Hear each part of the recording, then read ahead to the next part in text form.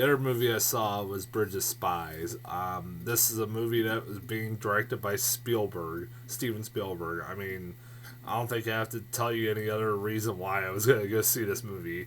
Spielberg's, love him or hate him, is one of the most influential directors alive today. Probably the most famous director alive today. Um, you know, he has made his share of bad movies here and there, but he has made a lot of very classic movies. I'm one of those people that didn't like what was it, Lincoln. I know I'm in a minority. I'm one of those people that thinks that honestly Daniel Day-Lewis was a little overrated in that movie. I thought Tommy Lee Jones was had the best performance in the movie, and he didn't get the Oscar, which was weird. But Daniel Day, that movie was, I thought, overrated and kind of fucking boring. I know, again, I'm in a minority, but whatever.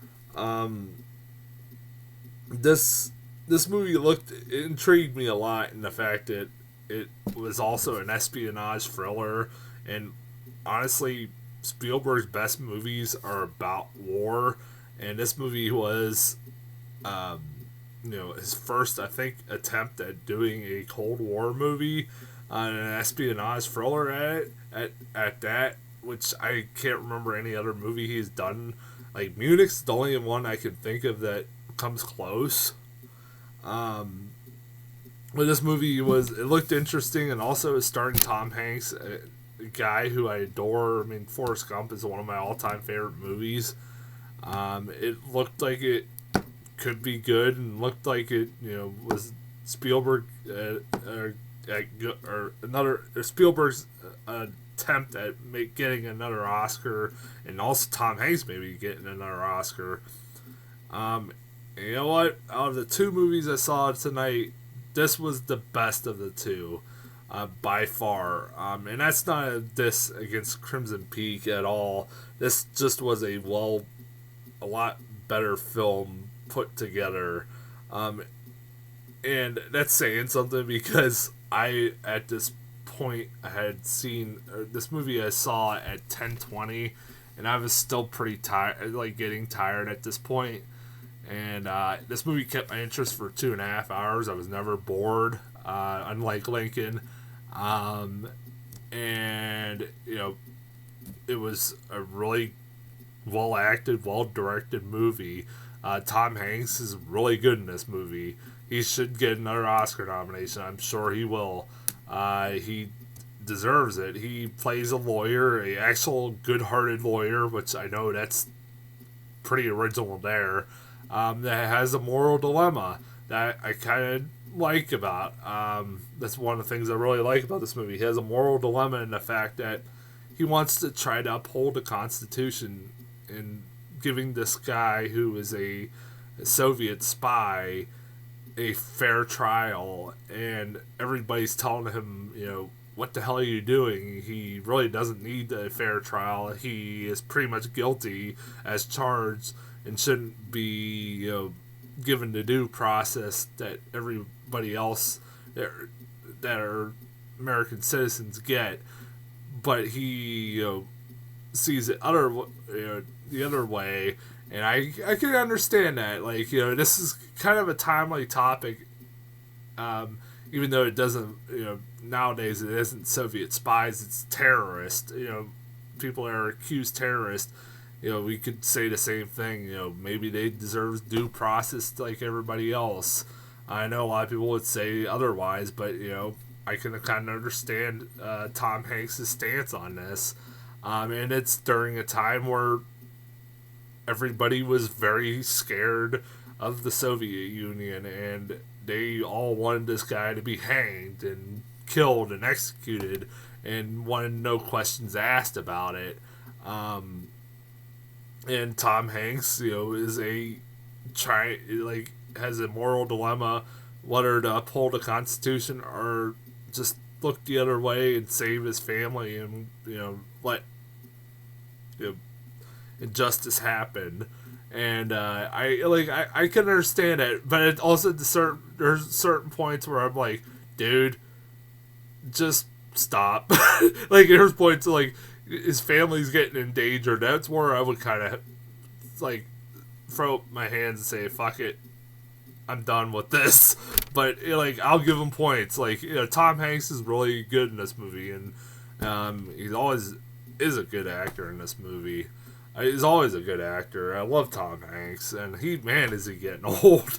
I was thinking that while I was watching this movie. I saw an interview with him on Tonight Show, and I'm like, man, is he getting old? This is a second movie in a week I see Amy Ryan in. And Amy Ryan's his wife in this movie and is really good in it. I love Amy Ryan, and she's really good as the concerned housewife. Like, I can understand her stance a lot in this movie. Like I can understand. I'm surprised she did not divorce him. Like, putting her and her family in danger, pretty much. Like I said, I can understand it. Both sides of the coin in this film. Also, I'm hoping, and I don't know if this will happen, but I hope the guy that played Abel, the Russian spy, gets an Oscar nomination too. He was really good in this movie, and really likable, and you can understand why him, like, the chemistry between him and Tom Hanks is really good. And you want to see this guy, kind of live a normal life again by the end of this film. You want to see this guy kind of get his due process and get back to his family. He's a guy who just wants to go back to Germany and or back to Russia or Germany or wherever he is, and live with his family and take care of his family. And he is really good in this movie. I really liked him. Like I said, the chemistry between him and Tom Hanks is really good. There's a lot of great scenes between the two of them, and he does a really good job opposite Tom Hanks. This movie is well directed. I mean, it's one of those movies that it's so good that there's not much I can say about it other than it's really well directed. There's a lot of really intense scenes in this movie. There's a lot of movies like the opening 5 minutes, there's barely any dialogue and no music, and it's really well done. It just shows how really good of a director Spielberg is. He definitely probably will get an Oscar nomination for this movie too. He is really good. Like, god damn it, Spielberg has a knack for directing that is unmatched, man. Again, this movie shows why he's one of the most influential directors out there. And he makes a really good espionage thriller. Even though this movie does have, especially towards the end, a lot of the same stuff you see in a lot of Spielberg movies. Even the cheesiness that you see in a lot of Spielberg movies, the cheesy happy ending. You pretty much do get that in this movie. I mean, it's pretty much a Spielberg staple. And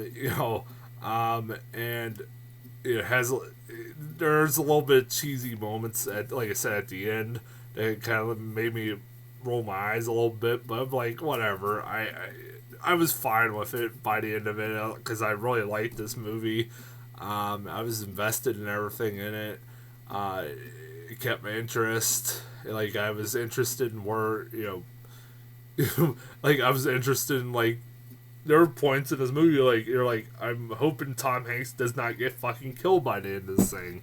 I didn't know this movie was based off a true story, too. I wasn't sure going in whether this was based off a true story, but it is. And it has a happy ending for everybody.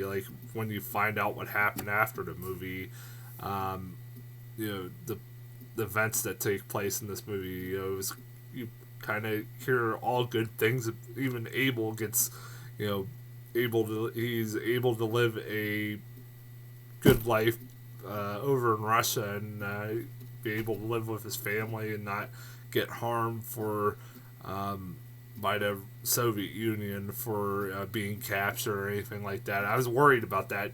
By the end of the movie, it's kind of ambiguous. As I was expecting them to leave it ambiguous as to what would happen to him, But they do tell you at the end of the movie what happens to him, and he is able to live out his life, no problems. I was kind of happy about that because I was like, man, I'm hoping nothing really bad happens to him. And apparently nothing did. And it is kind of cool at the end, like, you find out that Tom Hanks' character worked for John F. Kennedy in negotiating deals, like, with freaking Cuba, where he was able to get a release for 9,000 prisoners. That's amazing, man. During the Bay of Pigs. And that's, like, incredible. That he was able to do that. Like, John F. Kennedy asked for him as a negotiator. That's really cool. It's a really good story. Like, it keeps you on your toes. Like, it's interesting. Like, there's some really intense scenes, especially towards the end when they're, doing the swap at the end for the pilot and Abel and everything else like that. Also, Jesse Plemons is in this movie. Another guy who, over the span of a month, I've seen him in 2 movies. He's the guy from Friday Night Lights. He was also Black Mass, and he was good in that, and he's pretty decent in this. He has a very smaller role than he did in Black Mass. I liked him in Black Mass, actually. I don't think I ever said that when I was talking about Black Mass. Yeah, go see this movie. Out of the 2, even this was better than Goosebumps, so I recommend this movie out of the 3 movies I saw this weekend. As far as trailers, I got a trailer for the new Coen Brothers movie, which is Hail Caesar. This looks kind of funny. Looks like a Coen movie. It's about like an actor who's played by George Clooney, who gets abducted by people from the future, and studio executive played by Josh Brolin and a bunch of actors. It's like a whole array of actors like Scarlett Johansson, Jonah Hill, stuff like that are in this movie, are trying to find him. It looks like a typical Coen Brothers movie, and it looks pretty damn funny. Can't wait to see it. It comes out next year. I'm surprised it don't come out like earlier, so it's some Oscar nominations. I'm really surprised by that. And the other trailer I got was The Big Short. I didn't realize this until after I got home, that this is being directed by Adam McKay, the guy who made Anchorman and a lot of really bad Will Ferrell movies. It's about, weirdly enough, it's about the